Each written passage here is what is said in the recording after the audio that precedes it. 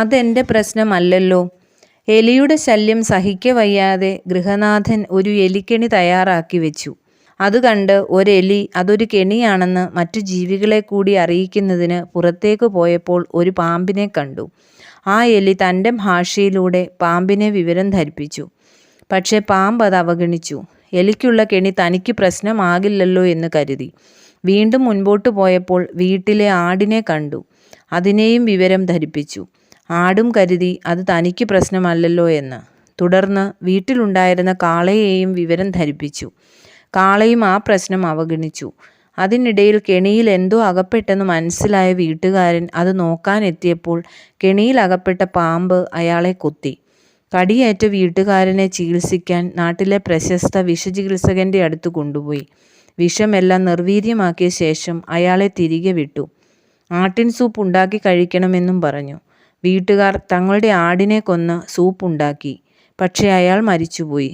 തുടർന്നുണ്ടായ അടിയന്തരത്തിന് വന്നു ചേർന്നവരെ സൽക്കരിക്കുവാൻ കാളയെ അറുത്ത് ഭക്ഷണം തയ്യാറാക്കി. കെണി തങ്ങളുടെ പ്രശ്നമല്ലെന്ന് കരുതിയ പാമ്പും ആടും കാളയും മരണപ്പെട്ടു. സമൂഹത്തിലുണ്ടാകുന്ന വിവിധ പ്രശ്നങ്ങൾ തന്നെ ബാധിക്കില്ല എന്ന് കരുതി ജീവിക്കുന്നവരാണ് മിക്കവരും. സമൂഹത്തിലെ ആ പ്രശ്നങ്ങളെ അവഗണിക്കുവാൻ വളരെ എളുപ്പമാണ്. എന്നാൽ മറ്റുള്ളവരുടെ പ്രശ്നങ്ങളിൽ അവരോടൊപ്പം നിൽക്കുവാൻ കഴിയുന്നില്ലെങ്കിൽ നമ്മുടെ പ്രശ്നങ്ങളിൽ ആരും നമ്മോടൊപ്പം നിൽക്കുവാൻ ഉണ്ടാവുകയില്ല.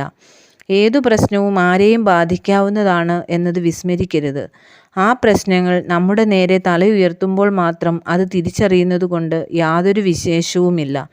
നാം ജീവിക്കുന്ന സമൂഹത്തെ ഒന്നായി കാണുവാൻ നമുക്ക് സാധിക്കേണ്ടതാണ്.